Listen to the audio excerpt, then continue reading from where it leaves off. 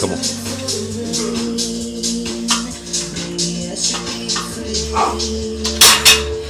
Yep. Oh, come on.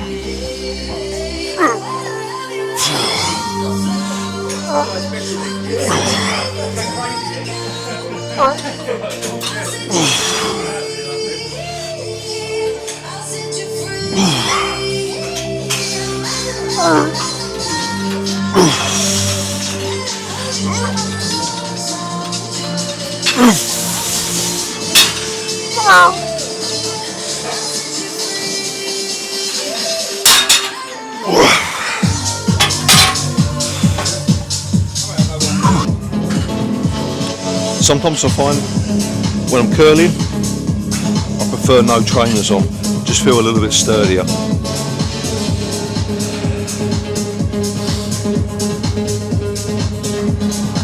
Come on. Yeah.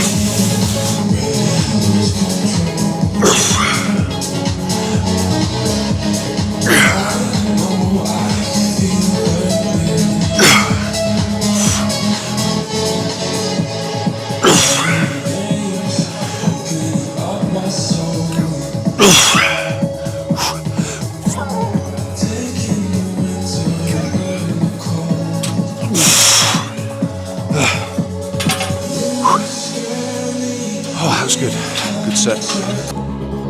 Okay, last set, third and final set. What we're going to do now is continue on the set with loose form. So we're going to go past the point of strict rep failure. So using loose form or cheat reps is one of the easiest ways to go up in intensity, to really jack up the intensity of a set. It's really underrated, but it's fairly safe as long as you're keeping a tight midsection.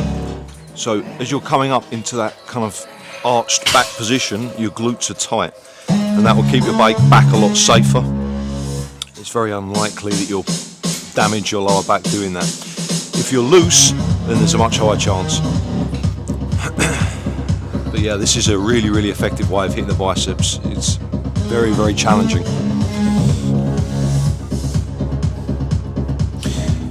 So I've got 7 and 7 last set, or last 2 sets, maybe 6 or 7 this set. And I want to see if I can double it with loose form. Yep.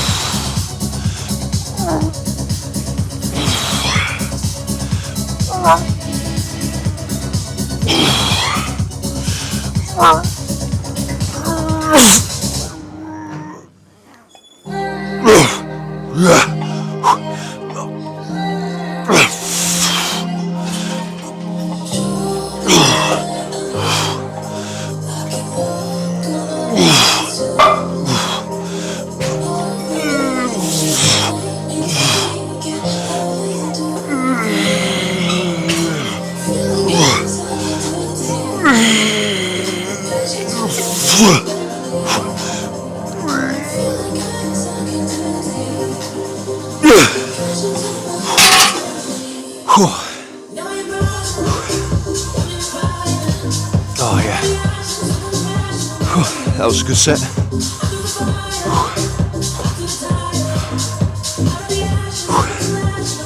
Performance of the strict reps this week wasn't that great. I was hoping to see some improvement over last week, but it was pretty much the same. And there are going to be lots of different reasons for that in terms of your variables leading into a session.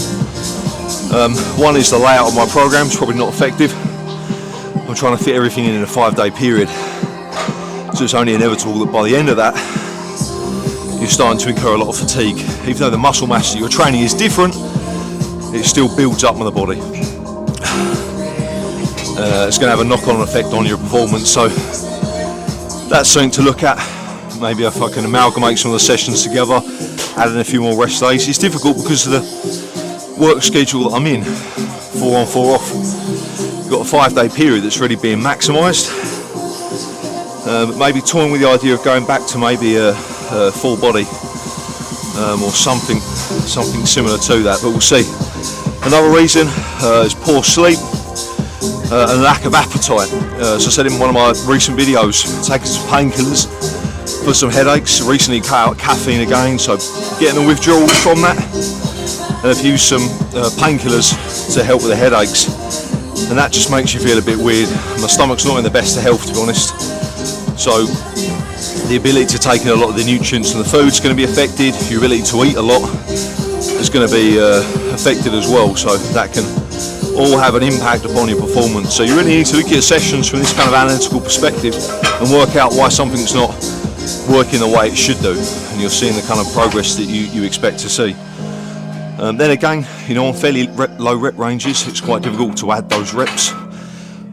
You can use mini plates to kind of add a little bit of load and hit the same reps, but I'm not doing it that way. I'm doing a double progression method, so I'm only taking the weight up when I can match the reps that I want for all sets.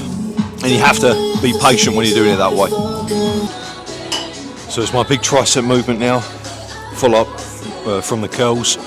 Similar kind of premise. I'm going to do 3 sets. On the last set, I'm going to continue that set with looser form, past the point of strict rep failure.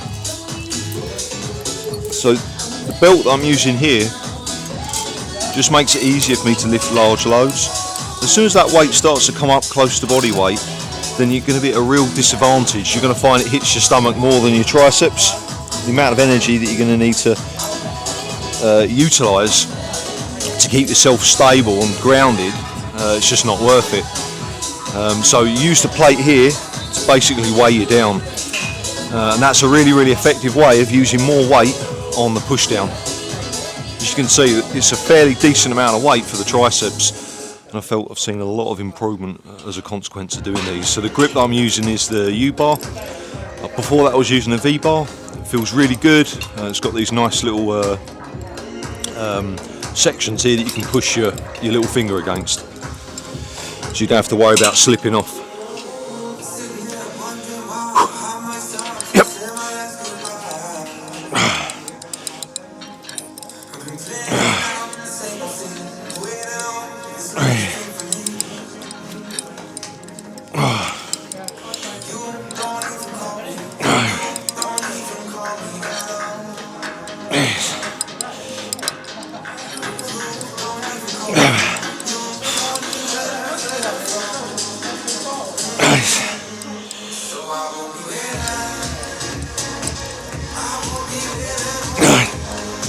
Yeah, that was a good set. 1 rep up. A big difference in how that felt compared to last week versus the barbell curl, which felt very similar.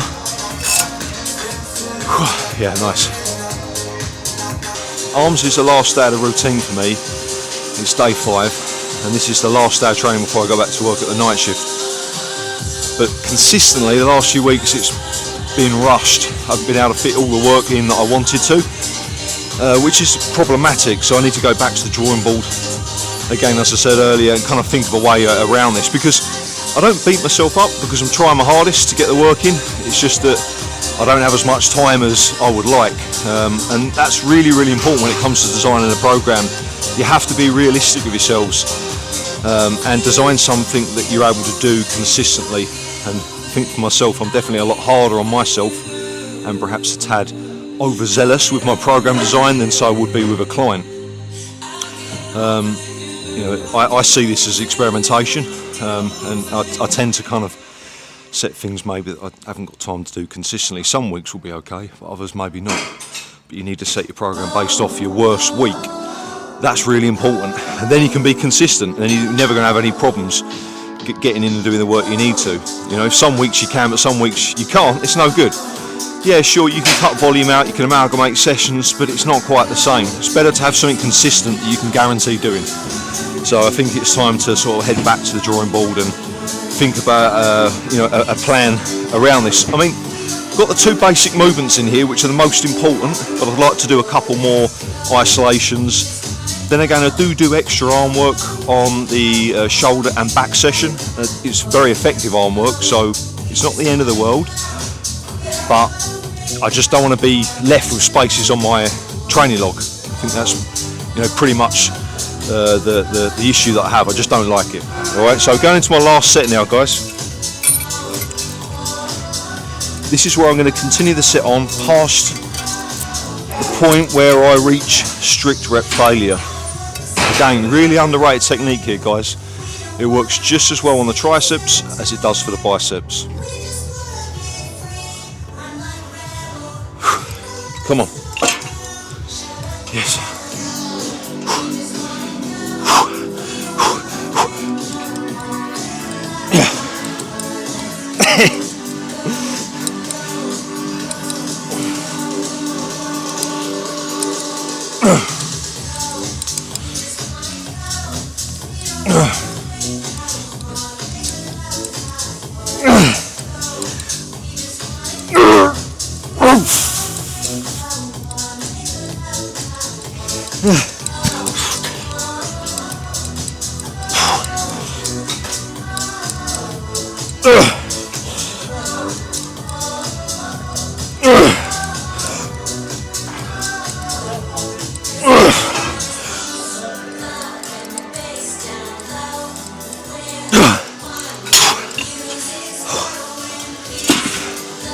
Good set. Whew. That was a nice one. So sets on the push down, 9, 8, 7. Good improvements over last week.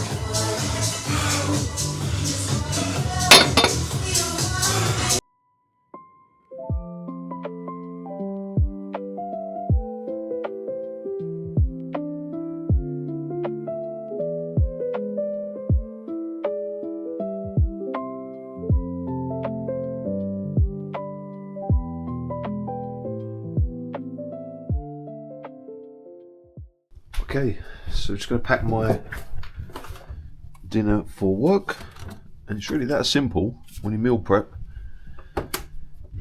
as getting a box out the fridge.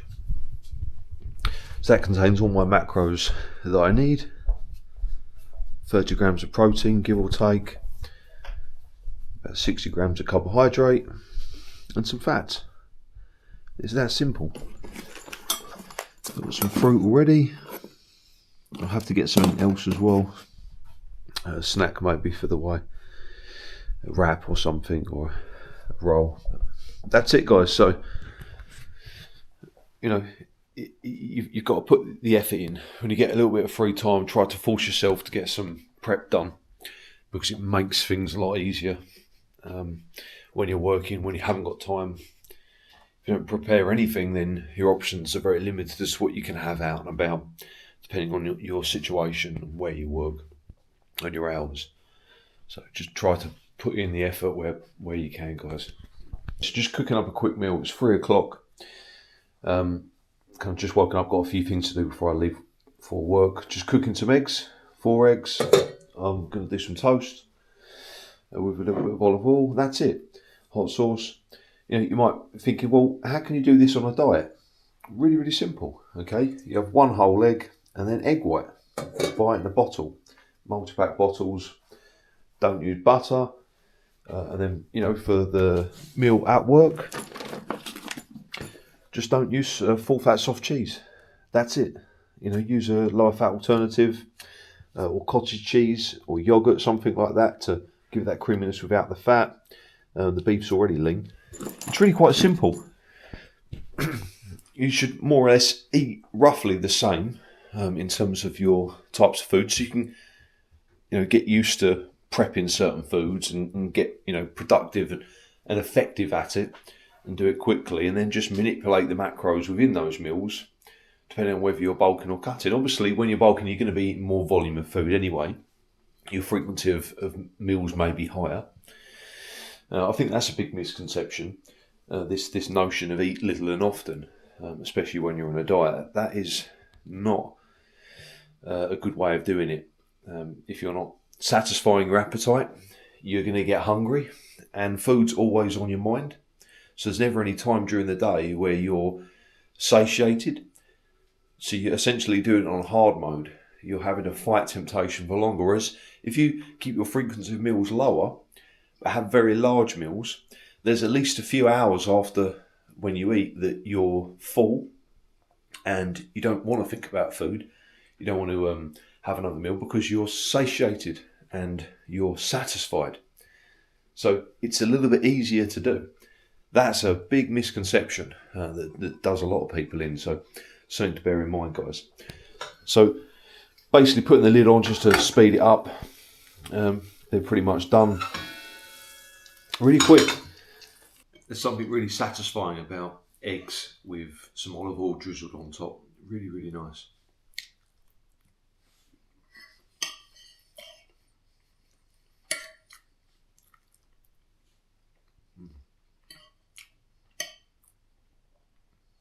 It's a spot.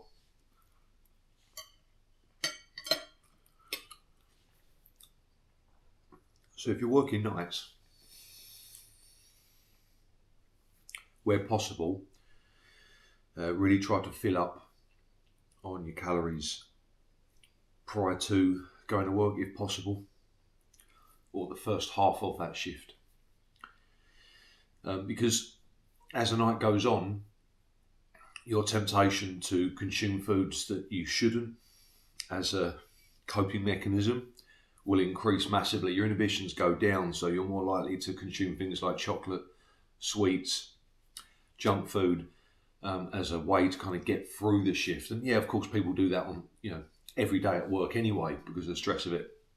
When you're working day shifts or just regular 9 to 5, but during the night it's exacerbated even more. So it's really important if you are working shifts and you do have some night work to do. Eat well before you go. Make sure you pack food with you, and try to consume that. I'd say where possible at a more normal time.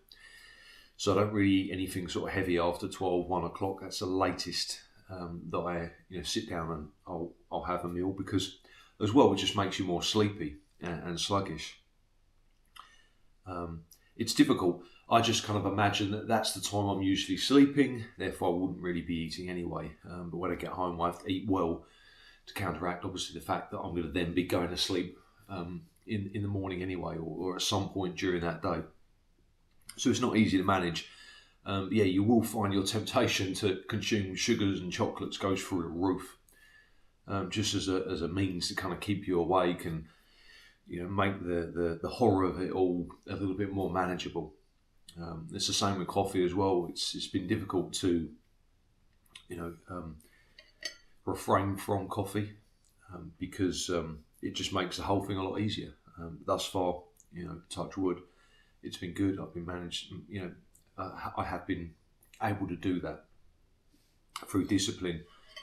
Because I know I feel a lot better in general because of it. You've got to think kind of more long term, not short term, and really try to let that drive you forwards and do the right thing.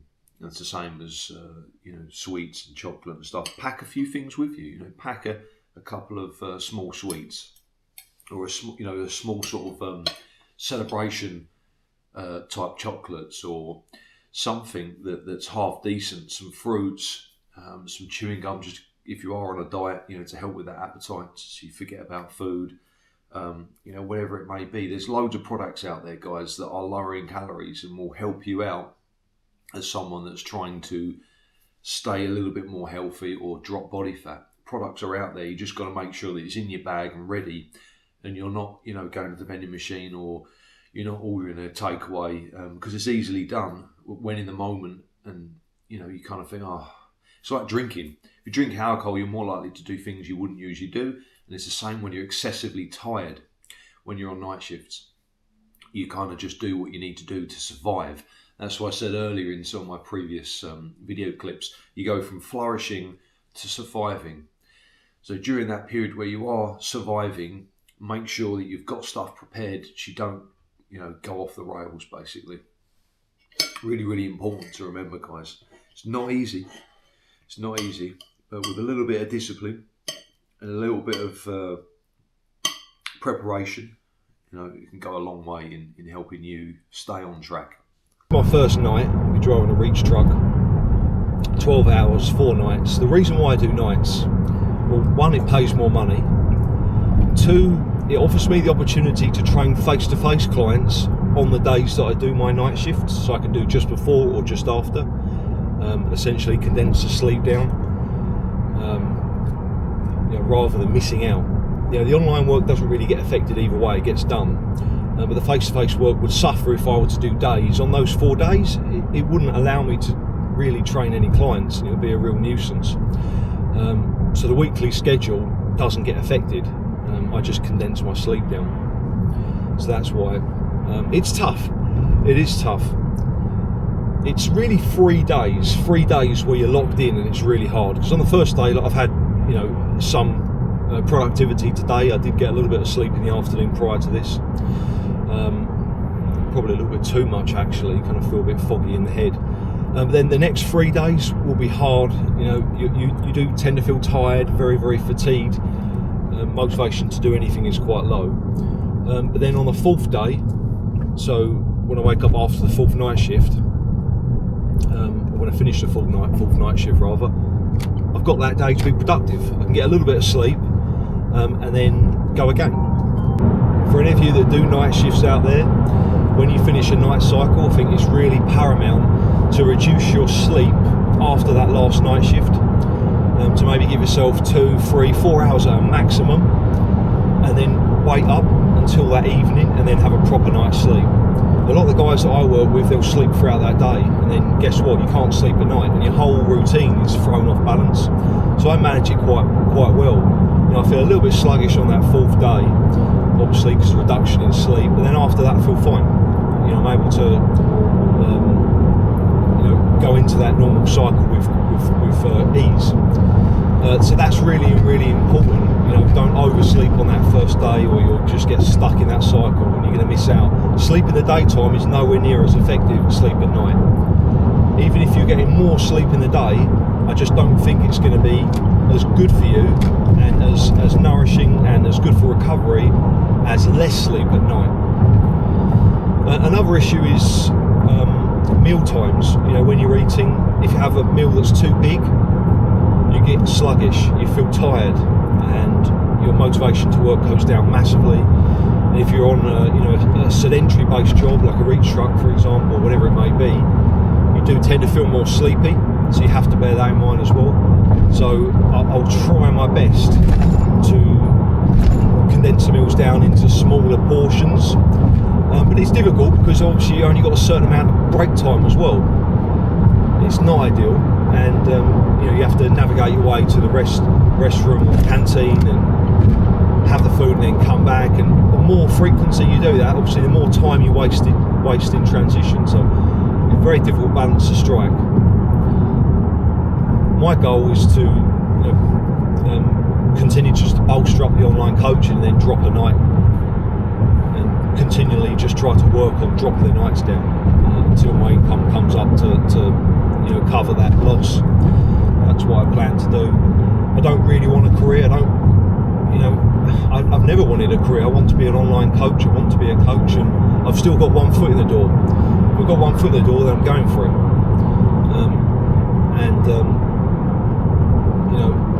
Maybe there are some better jobs out there. Maybe not. It pays okay for four nights. It could be worse, could be better. Work conditions are not great. What do you expect? That's why I don't really worry about trying to find a better job, because it's not the path that I want to follow. So for me, this is like a low stress. I just turn up, do my work, and then I go home, and there's nothing that I need to think about. There's nothing that I need to do. It's the minimal amount of work that I can get away with for the amount of money that I earn. That's in reality what it is. I don't strive to push myself too much, probably when I first went there, because these companies, they don't care. I couldn't care less. If I drop down dead tomorrow, they just replace me, so it's pointless. I want to get out, and I think having something that is quite difficult and not particularly pleasant motivates me to continue to pursue my goals. Plus the fact that you don't take life for granted. You don't take the niceties for granted when you work in a place like this. It's lovely to go home in the warmth. you know, you enjoy it when you finish. The days off I enjoy so much. I enjoy more because of doing that and spending that time in somewhere that I don't like being than if I wasn't. So that's the way I look at it. You know, I see the positivity in it. I'll show you what it's like inside. I'll try and get the camera in there. For now, I'm just going to drive up there, have a quick bit of food before I start if I can.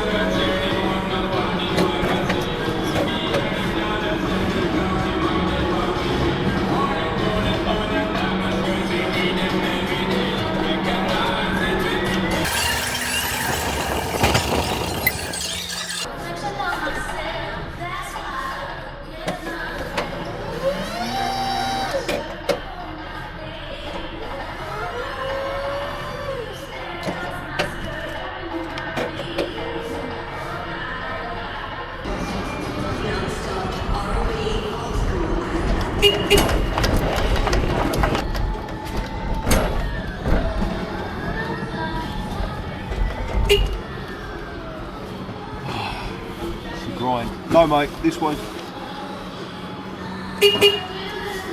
Long grind. Luckily, these clocks go forward today. We do one less hour. Get away!